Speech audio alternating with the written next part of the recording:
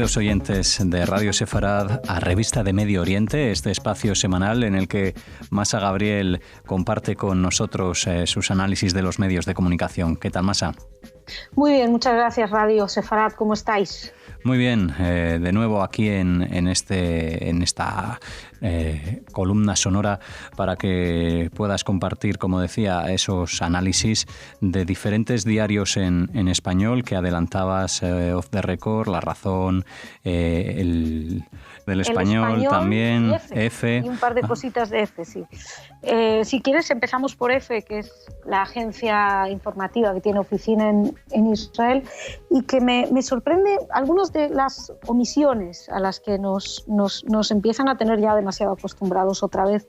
Hacía tiempo que no estaban omitiendo tanto. En este caso, por ejemplo, cuando ahora Saeb Erekat, saben todos que está siendo atendido en un hospital israelí, en la información de DF en ningún momento se decía que el hospital era israelí. Sí que dicen que en Jerusalén, pero no aclaraban que el hospital era israelí. Y esto puede parecer una tontería.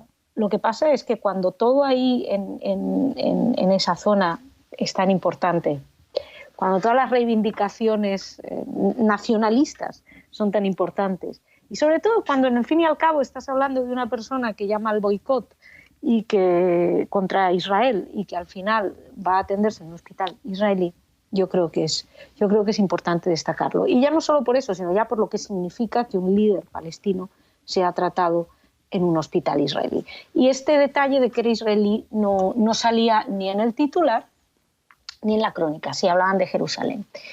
Y otra cosa también de F, otra de las omisiones, es que estaban hablando del preso que está en huelga de hambre y bueno, pues hablan de la administración, de la figura, ¿no?, de la detención administrativa, etcétera. Y tanto en la nota, las dos notas que he podido leer al respecto, como en, no sé si hay una nueva, tal vez, no he visto, pero no, por lo que he visto no hay mucho más. En ninguna de las dos explican que Israel sí ha dado una justificación para detenerlo. Más allá de la figura en sí de la administración, de la detención administrativa, que por supuesto que es discutible, todo lo que quieran, pero sí ha dado una explicación y es pertenencia al grupo Yihad Islámica Palestina. Es decir, no puedes dar una información sobre un preso en huelga de hambre o como sea, sin explicar por qué está preso. Que luego puede estar en contra de todo el proceso, no sé qué, más allá de que un medio de comunicación no es quien para estar a favor o en contra de algo, pero bueno, pueden estarlo. Da igual, el tema es que tienes que dar todos los datos, Y es verdad que la familia ha negado, pero hay fotos de este preso con banderas de la Yihad Islámica Palestina, hay varios informes que lo vinculan al grupo terrorista. Tienes que darlo, aunque no te guste. En fin, esto con respecto a lo de F. Hablaba también de una noticia que me ha sorprendido poderosísimamente, una nota del medio destinado a la cuestión económica del Español, Invertia, donde hablan de un banco privado suizo que va a invertir, y entonces dice en España, y dicen que ha retrasado el desembarco por la incertidumbre económica, y dice que quiere lanzarse a por la comunidad judía más pudiente en España, pero también a por otros ricos. O sea, ¿qué es esto? Le interesan los ricos judíos y también otros ricos. O sea, esto es una caricatura del judío rico, pero es que además no se queda solo ahí. Luego tienen una partecita especial, un recuadro especial, la Davis y March, en la que hablan de la población judía en España, que son 40.000 personas, y que entre sus nombres más conocidos hay empresarios, banqueros, funcionarios o artistas, y dan pues una serie de nombres: Isaac Andik, Luis Bassat, las hermanas Koplovich o Cecilia Roth. Y dice, este es el nicho de negocio que interesa a los Safra, pero también otros ricos españoles sin raíces judías.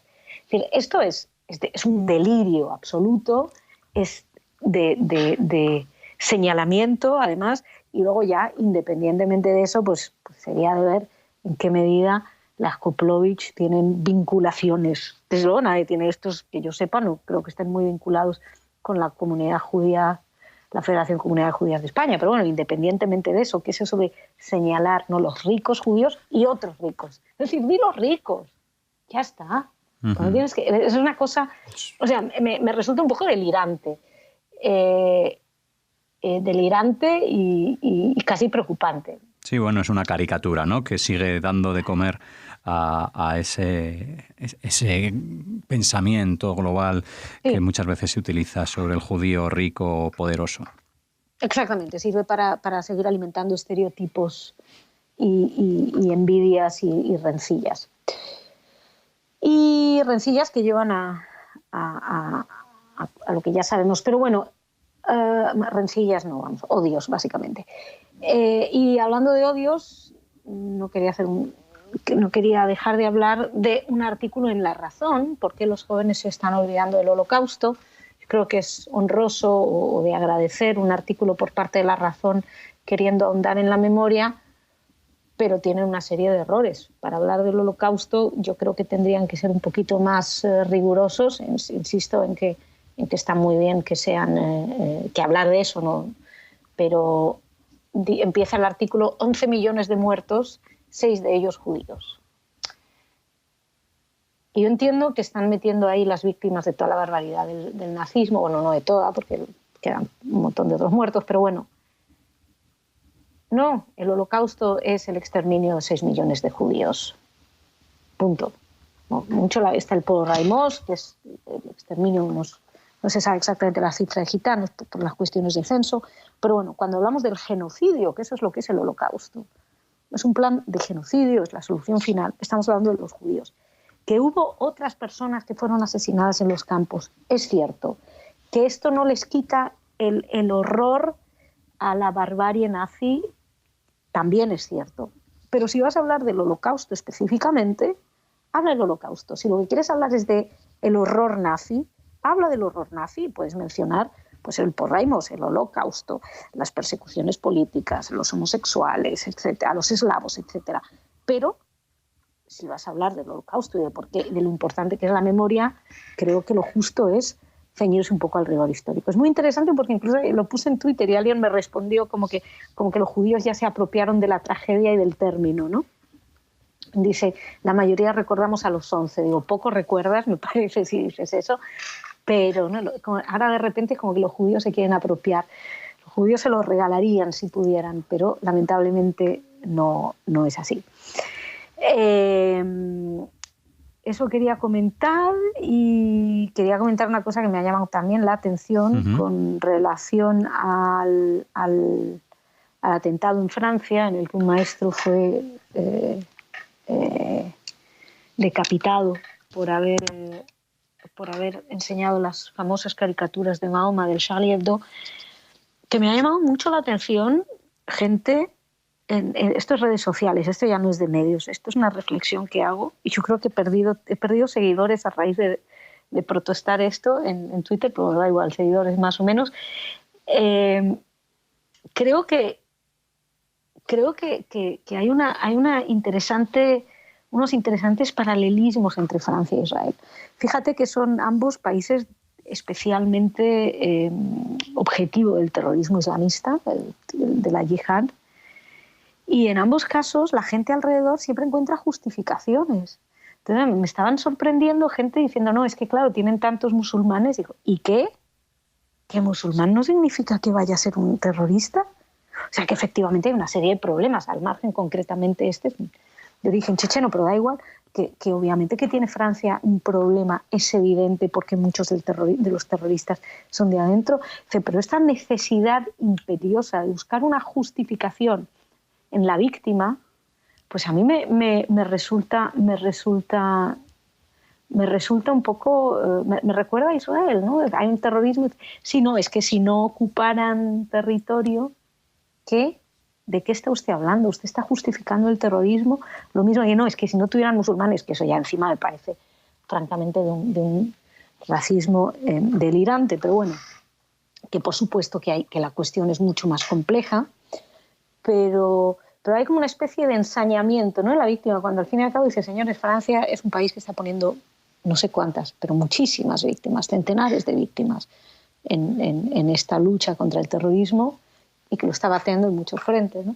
Pero bueno, esto es mi pequeña reflexión y me parecía eso, ¿no? Que había como muchas similitudes en la reacción ante el terrorismo, y tal vez no solamente Francia e Israel, sino que cada vez que hay pero vamos, normalmente cuando hay un atentado terrorista uno espera una firme condena y no un ataque a la víctima. Pero bueno, insisto, pequeña reflexión al margen, creo que ya ciñéndonos a los medios, pues lo importante eran estas pequeñas noticias de las que te he hablado.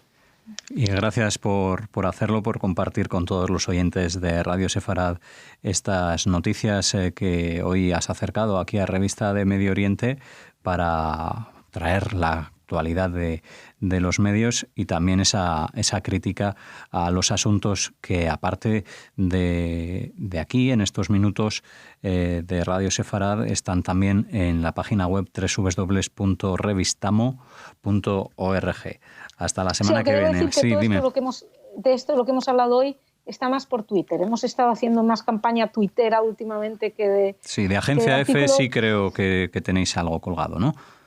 Sí, tenemos algo creo que de la semana pasada, porque muchas veces son cosas así sencillas y que tampoco te dan para un artículo, y estamos pensando hacer artículos, bueno, tal vez esta semana o ya la que viene, intentando poner más en global todo. Muy bien, igualmente allí tienen más información del trabajo que se realiza desde Revista de Medio Oriente. Y Masa Gabriel, como siempre, te esperamos una semana más aquí en Radio Sefarad. Pues ahí estaremos. Muchas gracias, Alejandro, y que tengáis una buena semana.